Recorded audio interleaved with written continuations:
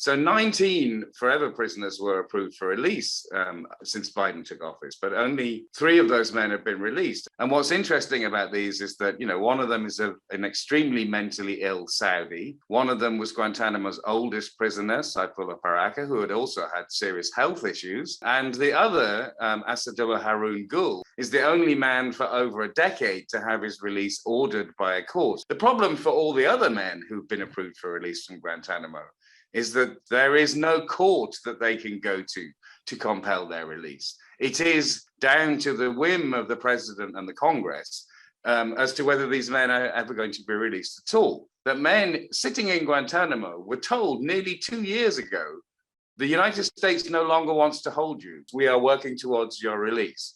And yet that hasn't happened. They are in a kind of administrative detention. I think we could call it an arbitrary form of detention, a political form of detention. We have at least 7 men whose release ought to be straightforward. These are men who can be repatriated. There are 2 Pakistani brothers. There are 3 Saudis. There is a Kenyan and there is an Algerian in Guantanamo awaiting release. And Algeria has taken in many prisoners before and never had any problems. The more difficult issue facing the government, obviously, are the men who can't be repatriated, primarily because Republicans have passed provisions in the annual National Defense Authorization Act for many, many, many years now, preventing the release of prisoners to certain countries. So 9 of these men who've been approved for release are Yemenis.